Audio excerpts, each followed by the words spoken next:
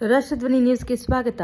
ಹಗಲು ಹೊತ್ತಿನಲ್ಲಿ ದಾರಿ ಕೇಳುವ ನೆಪದಲ್ಲಿ ಸುಲಿಗೆ. ವೇಮಗಲ್ ಪೊಲೀಸರಿಂದ ಕೇವಲ 5 ದಿನಗಳಲ್ಲಿ 2 ಕಳ್ಳರನ್ನ ಬಂಧಿಸಿ ಸುಮಾರು 4.67 ಲಕ್ಷ ರೂಪಾಯಿ ಮೌಲ್ಯದ ಚಿನ್ನ ಮತ್ತು ಅಪರಾಧಕ್ಕೆ ಬಳಸಿದ್ದ ದ್ವಿಚಕ್ರ ವಾಹನವನ್ನು ವಶಪಡಿಸಿಕೊಂಡಿದ್ದಾರೆ.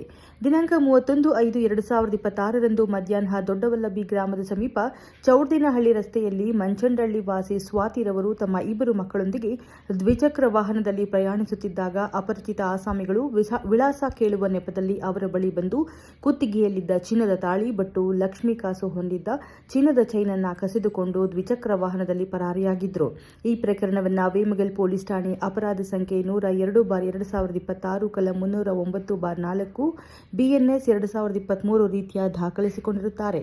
ಸದರಿ ಪ್ರಕರಣವನ್ನು ಗಂಭೀರವಾಗಿ ಪರಿಗಣಿಸಿದ ಮಾನ್ಯ ಪೊಲೀಸ್ ಅಧೀಕ್ಷಕರಾದ ಶ್ರೀಮತಿ ಕನ್ನಿಕಾ ಸಿಕ್ರಿವಾಲ್ ರವರು ಮಾರ್ಗದರ್ಶನದಲ್ಲಿ ಹೆಚ್ಚುವರಿ ಪೊಲೀಸ್ ಅಧೀಕ್ಷಕರಾದ ಶ್ರೀ ರವಿಶಂಕರ್ ಮತ್ತು ಶ್ರೀ HC ಜಗದೀಶ್ ಹಾಗೂ ಶ್ರೀ ವಿ ಕೃಷ್ಣಪ್ಪ DSP ಕೋಲಾರ ಉಪವಿಭಾಗದವರ ನೇತೃತ್ವದಲ್ಲಿ ವೇಮಗಲ್ ಪೊಲೀಸ್ ಠಾಣೆಯ ಪೊಲೀಸ್ ನಿರೀಕ್ಷಕರಾದ BP ಮಂಜು, ಉಪನಿರೀಕ್ಷಕರಾದ ಸುನಿತಾ ದೇವಿ, ProP SI ರಾಘವೇಂದ್ರ ನಾಯಕ ಹಾಗೂ ಸಿಬ್ಬಂದಿಯವರಾದ ನಾರಾಯಣಸ್ವಾಮಿ, ಹನುಮಂತ, ರವಿ ಮತ್ತು ಮಹೇಶ್ ರವರ ತಂಡವು ಸುಮಾರು 150ಕ್ಕೂ ಹೆಚ್ಚು CC ಕ್ಯಾಮೆರಾ ಪರಿಶೀಲಿಸಿ ಮತ್ತು ಗುಪ್ತ ಮಾಹಿತಿದಾರರಿಂದ ಮಾಹಿತಿಯನ್ನು ಪಡೆದು ಆರೋಪಿಗಳಾದ ಅಂಜನ್ ಕುಮಾರ್ ಬಿನ್ ಲೇಟ್ ಬಚ್ಚಪ್ಪ 35 ವರ್ಷ ವಾಸ ದೊಡ್ಡನಲ್ಲ ಗ್ರಾಮ ಹೊಸಕೋಟೆ ತಾಲೂಕು, ಎರಡನೇ ಆರೋಪಿ ವೆಂಕಟೇಶ್ ಬಿನ್ ಲೇಟ್ ಮುನಿಗಿಡ್ಡಪ್ಪ 42 ವರ್ಷ ವಾಸ ದೊಡ್ಡನಲ್ಲಾಳ ಗ್ರಾಮ ಹೊಸಕೋಟೆ ತಾಲೂಕು ದಿನಾಂಕ 5/6/2026 ಬಂಧಿಸಿರುತ್ತಾರೆ.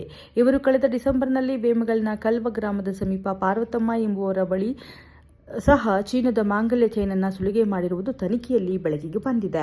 ವಶಪಡಿಸಿಕೊಂಡ ವಸ್ತುಗಳು ಒಟ್ಟು 45 ಗ್ರಾಂ ತೂಕದ ಚಿನ್ನಾಭರಣ, ಸುಮಾರು 4.67 ಲಕ್ಷ ಮೌಲ್ಯ, KA53 HK1032 Bajaj KTM Duke ದ್ವಿಚಕ್ರ ವಾಹನ, ಮೌಲ್ಯ ಸುಮಾರು 2 ಲಕ್ಷ.